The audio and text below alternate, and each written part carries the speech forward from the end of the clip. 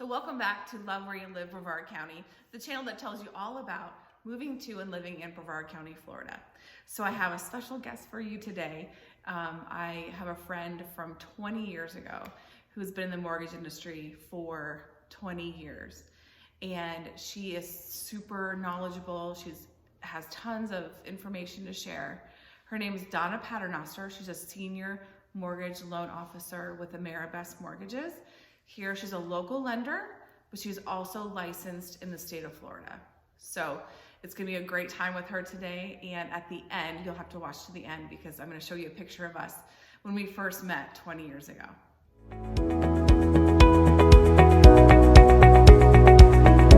All right, so today we're gonna be talking with my friend of 20 years, Donna Paternoster. She is a licensed mortgage officer here locally, but she also services the entire state of Florida.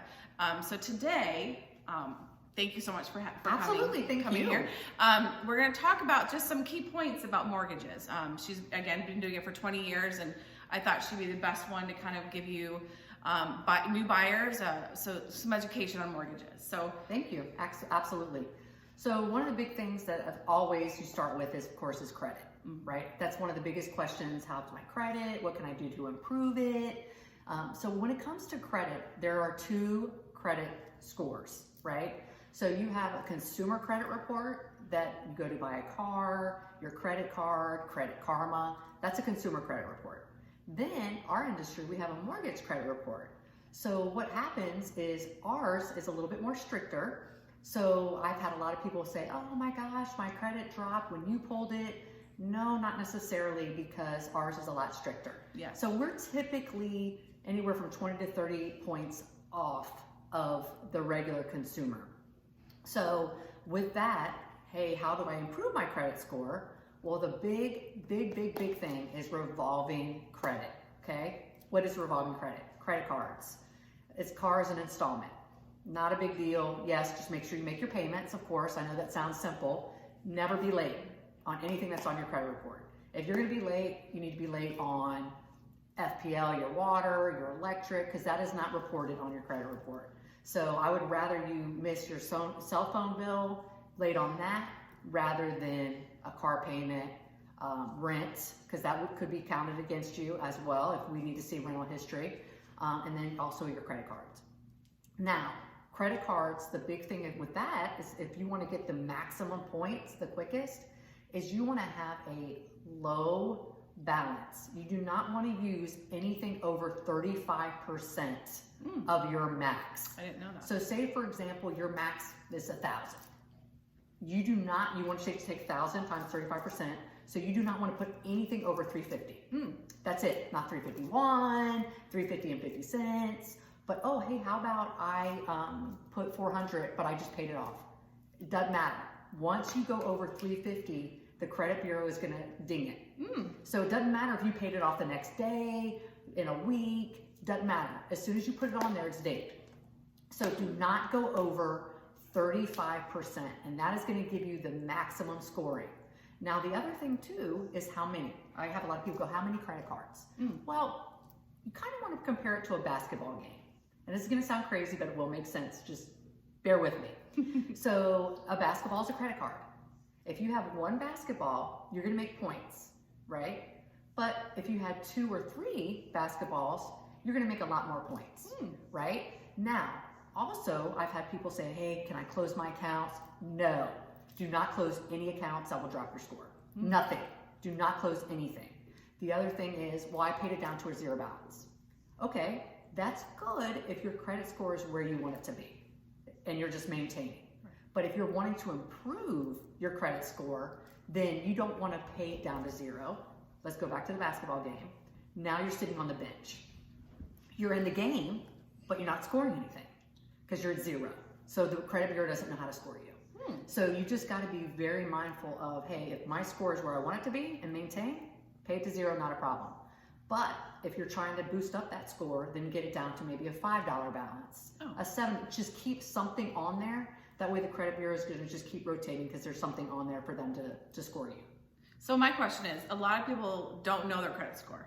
So what is the best way to find out your credit score? Well, one, you need to know your credit score. especially with everything going on right now, please make sure if you do not know your credit score, you need to monitor it. You need to stay on top of that.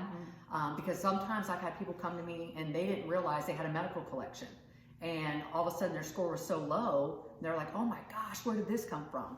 So you really need to monitor your credit score. 2, the best way to do that, just a generic, is, you know, the free Credit Karma, maybe even Equifax. Just make sure it's free. There's things out there right now you don't have to pay for, but just monitor it that way. Gotcha. Okay, good. Perfect. Yeah. Okay. Next one? Yes. Okay, next one. Next one. Now, you're going to buy a house, right? What do you need? Money. So there's not the 100% anymore. That's gone, long gone, unless you're VA. VA does do 100% if you do have that eligibility to go. So you definitely need something. Yes. Okay. So closing costs, because the market right now is not allowing, the sellers aren't giving you any money for closing at this point. Right. So it's a seller's market. Yep. So you do at least have to have anywhere from 3 to 4% for closing costs, prepaids, insurance, survey, appraisal. These are all standard fees. Right. So you need to at least plan on 3 to 4%. Now, the big question that these banks are asking is, where is that money coming from? That is the number one ding that we get in the mortgage industry, that we get from the bank. It says assets. Where is it coming from? So where is it coming from? So they do monitor. They will verify. So this is the biggest thing. If I have to give you any advice, because this happens a lot, I have cash, or I sold a necklace, or I sold a golf cart. Great. What you want to do is get all that done before you get a mortgage, because typically there's a 2-month season requirement on bank statements. Okay. So if that's all in there before we see 2 months of your bank statements, all pages, and it doesn't show any point in that there was a deposit of $5 grand, 10 grand, because they will question that. Right. They don't see that. It's already in there. You're good. So if there's anybody that owes you money, a family, anybody, you want to get that into the bank as soon as possible before you get a mortgage. That is number one. Anything that you cannot verify, or it's going to be hard to verify, you get that in the bank ASAP and season it. Now, do you see why I brought her here? Because she's telling you way more than I could ever tell you. And you know what? Here's the thing. There's just so much that I can offer you. So you know that, hey, you can call me anytime. I try to make lending easy. I'm very educational. There's so much more that I could tell you over this time. I have so much that I could share, that I'm trying to give the little pieces that, at least to start the process, that will help. So that way when you go to get a mortgage, it's fun. And you're actually sitting at the table going, yes. And not instead of going, oh my gosh, that was the hardest thing process. I've ever done. Yeah. I don't want that. I want you to be happy. I want you to be at the table going, that was amazing. We have a new house, and now let's enjoy the house with our family. Definitely. Okay. The other thing, job, right? Job is important. That is important because you need to have a job. So W-2, 1099, is that kind of what? Okay. Right. So W-2, that's just your basic, hey, I work for a company, I get a W-2 every year. And then you have a 1099 for self-employed. Right. Great. Now, the big thing I do want to back up a little bit is I get a lot, hey, I just started this job, how long do I need to be on the job? Or I'm going to transfer from this job to this job. What's the time, like, before I can get a mortgage? So let's address that. So if I am working right now, say for a grocery store, and I'm a store manager, and I transfer to another grocery store as a store manager, that's great. No worries. There's no gap. Typically, they look at a 90-day gap of employment is when they're going to start questioning it. But if you go from one to another, same exact line of work, fine. Because the bank, the government, they want you to do better. So you end up getting a raise because you went to the other store. Great. Right. We want that. So that's fine. There's no worries with that. Just don't do it in the middle of buying a house, right? Because then it'd be a little bit complicated. Yes. So you want to try to get that done before you buy the house or after, okay? So that's number one.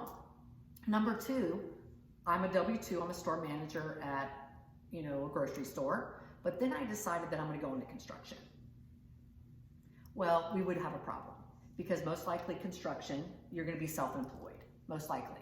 So they're going to come back and say, hey, unfortunately, we need a 2-year employment history as a self-employed borrower. 2 years. 2 years. So what that means is 2 years, 2 years tax returns.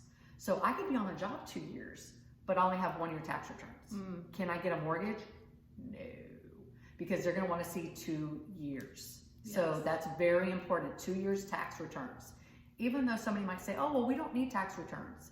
Well, we may not, but the bank behind the scenes is going to pull it and see that you don't have 2 years tax returns, Right. and then now your deal is dead. Right. So that's why you got to be careful on who you talk to, because I had this happen that they were like, oh, we don't need your taxes.